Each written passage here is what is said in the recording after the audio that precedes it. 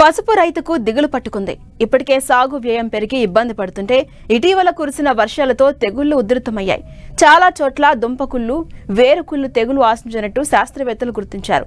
వీటిని సకాలంలో నిర్మూలించకపోతే దిగుబడులపై ప్రభావం పడే అవకాశం ఉంది. దుంపకుళ్ళు, వేరుకుళ్ళు తెగులు నివారణకు చేపట్టాల్సిన సమగ్ర సస్యరక్షణ చర్యల గురించి రైతులకు తెలియజేస్తున్నారు పొలాస ప్రాంతీయ వ్యవసాయ పరిశోధనా స్థానం శాస్త్రవేత్త సుమలత.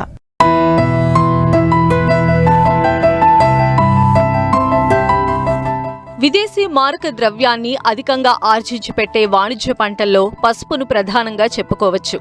అయితే 2-3 ఏళ్లుగా పసుపుకు మార్కెట్లో మంచి ధర లభిస్తూ ఉండడంతో ఈ ఏడాది కూడా తెలంగాణలో అధిక విస్తీర్ణంలో పసుపును విత్తారు రైతులు.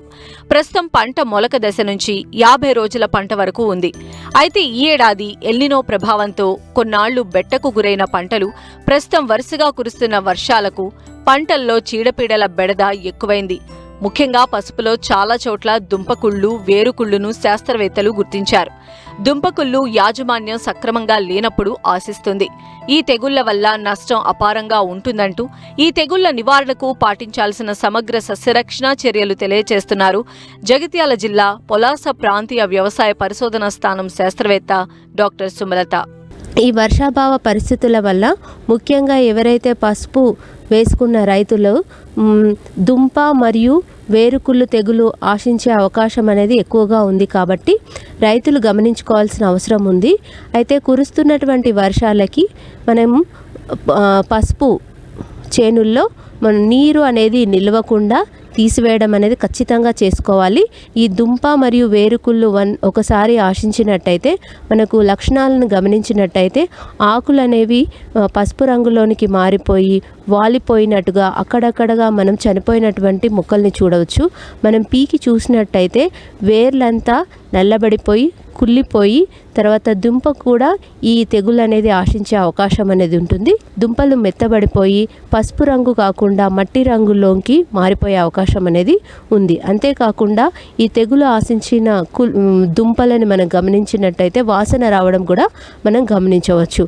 అయితే ఈ తెగులు నివారణకి మనం ముఖ్యంగా చూసుకున్నట్టయితే మనకు ఎత్తుగా బోజలు వేసుకొని పసుపును విత్తుకున్నట్టయితే మనము కంటిన్యూస్గా వర్షాలు పడినప్పుడు నీరు నిల్వ ఉండడం వల్ల మనకి ఈ దుంపకి ఎటువంటి ఎఫెక్ట్ కాకుండా మనం చూసుకోవచ్చు. రెండవది, మనము విత్తన శుద్ధి అనేది కంపల్సరిగా చేసుకొని విత్తుకోవాలి. దాంతో పాటుగా ముఖ్యంగా ఏదైతే దుంపకుళ్ళు వచ్చినటువంటి పంట నుంచి మనం విత్తనాన్ని అనేది తీసుకోకూడదు. తర్వాతకి మనకు ఒకవేళ దుంపకుళ్ళు, వేరుకుళ్ళు మనం గమనించినట్టయితే ఆ పొలంలో మనము ఫస్ట్ గమనించిన వెంటనే మనము 1 గ్రాము మెట్లాక్సిల్ ప్లస్ మ్యాంకోజెబ్ ద్రావణాన్ని మొక్క మొదట్లో వేర్లు తడిచే విధంగా చల్లుకోవాలి. లేదా 3 గ్రాముల కాపర్ ఆక్సీక్లోరైడ్ని నీటిలో 1 లీటర్ నీటికి కలుపుకొని మొక్క మొదట్లో వేర్లు తడిచే విధంగా చల్లుకోవాలి.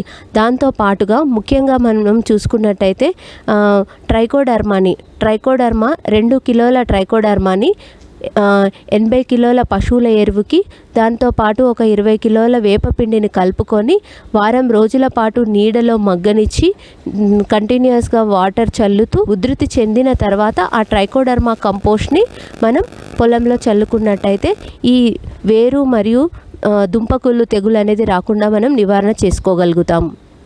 అంతేకాకుండా మనం చూసుకున్నట్లయితే ఇప్పుడున్నటువంటి వాతావరణ పరిస్థితులకి మనకు పసుపులో ఆకుమచ్చ తెగులు కూడా వచ్చేటువంటి అవకాశం ఉంది.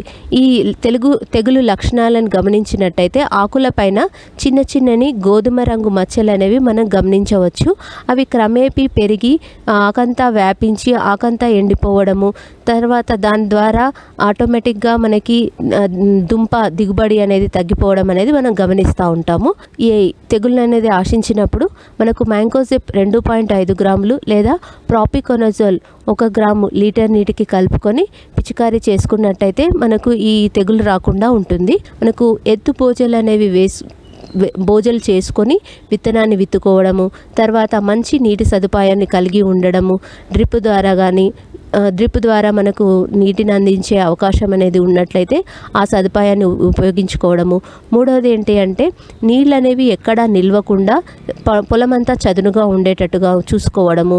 ముఖ్యంగా దుక్కిలో గనక మనము వేపపిండి అనేది ఎక్కువగా వేయడం అనేది అలవాటు చేసుకున్నట్టయితే ఈ దుంపకుళ్ళు అనే తెగులు తగ్గించుకోవడానికి మనకు ఎంతో ఉపయోగపడుతుంది. కంటిన్యూస్గా మనము పసుపు అనేది ఒకటే పొలంలో వేయకుండా ఆ పంట మార్పిడి అనేది చేసుకోవడం వల్ల కూడా కొంతవరకు ఈ దుంప తెగులు అనేది రాకుండా చూసుకోవచ్చు. ఈ పంట మార్పిడి అనేది మనము జొన్నతో కానీ వేరుశెనగతో కానీ పసుపు కాకుండా వేరే ఏ పంటలనైనా మనం పంట మార్పిడి అనేది చేసుకున్నట్టయితే ఈ దుంప మరియు వేరుకుళ్ళు తెగులు అనేది రాకుండా మనం చూసుకోవచ్చు.